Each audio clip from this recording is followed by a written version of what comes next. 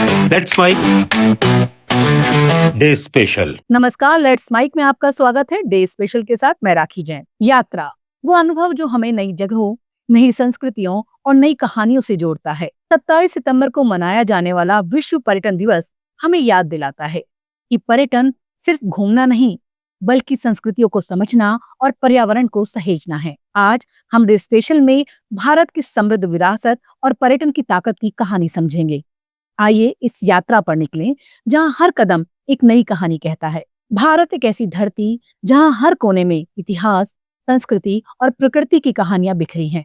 ताजमहल की श्वेत संगमरमर की चमक से लेकर हम्पी के खंडहरों तक, भारत पर्यटकों के लिए खजाना है। विश्व पर्यटन संगठन के अनुसार 2024 में भारत में 1,40,00,000 पर्यटक आए।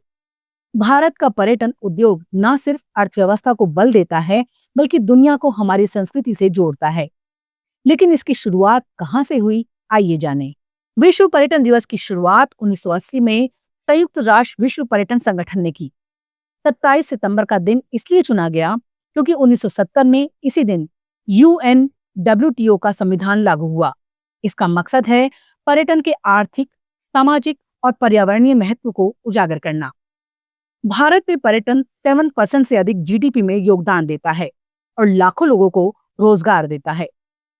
2025 में थीम है पर्यटन और शांति, जो हमें सिखाती है कि यात्रा के जरिए हम संस्कृतियों को एकजुट कर सकते हैं। भारत की खूबसूरती इसकी विविधता में है।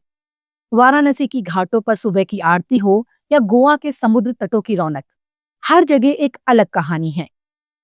लद्दाख की शांत वादियां और राजस्थान के रंग बिरंगे मेले पर्यटकों को बुलाते हैं। उत्तराखंड में चारधाम यात्रा और केरल में आयुर्वेदिक रिट्रीट आध्यात्मिक पर्यटन को बढ़ावा देते हैं।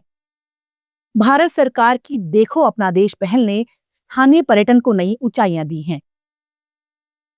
पर्यटन सिर्फ घूमना नहीं, बल्कि स्थानीय समुदायों को सशक्त करना भी है। राजस्थान में एक हस्तशिल्पी अपने बनाए गहनों को पर्यटकों को बेचता है। हिमाचल में एक होम स्टे मालिक पर्यटकों को अपने गांव की कहानियां सुनाता है। पर्यटन ने 5,40,00,000 से अधिक लोगों को रोजगार दिया है। लेकिन इसके साथ चुनौतियां भी हैं। ओवर टूरिज्म और पर्यावरण को नुकसान चिंता का विषय है। विश्व पर्यटन दिवस हमें सतत पर्यटन की याद दिलाता है। 2025 में भारत सतत पर्यटन की दिशा में कदम बढ़ा रहा है।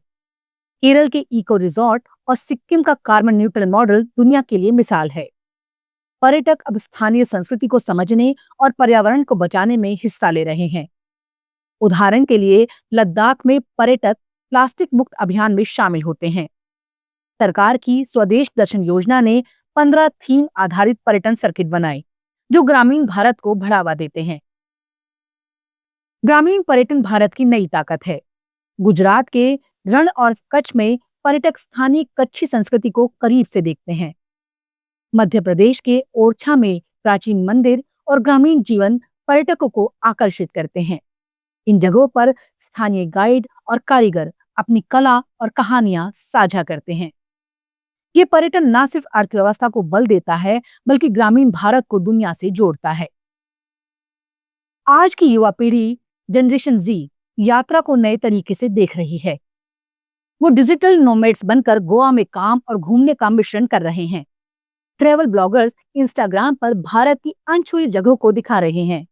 उदाहरण के लिए मेघालय के लिविंग रूट ब्रिज को सोशल मीडिया ने दुनिया भर में मशहूर किया। ये नई पीढ़ी पर्यटन को सतत और जिम्मेदार बना रही है। विश्व पर्यटन दिवस हमें सिखाता है कि यात्रा सिर्फ मंजिल नहीं, बल्कि संस्कृतियों, लोगों और पर्यावरण से जुड़ने का रास्ता है। भारत की विविधता और मेहमान नवाजी दुनिया को बुलाती है। आइए हम भी जिम्मेदार यात्री बने, जो नई जगहों को देखें और उनकी रक्षा करें। एक यात्रा, एक कहानी, एक नया भारत। आप सुन रहे थे लेट्स माइक की विशेष प्रस्तुति। इस पर आपकी राय का रहेगा इंतजार। लेट्स माइक के कमेंट बॉक्स में जरूर बताइएगा। आप सब लीक से हटकर बनाए गए हमारे कार्यक्रम पसंद करते हैं, इसके लिए आपका दिल से आभार। चैनल को लाइक और सब्सक्राइब जरूर करिए और जुड़े रहिए लेट्स माइक के साथ। नमस्कार।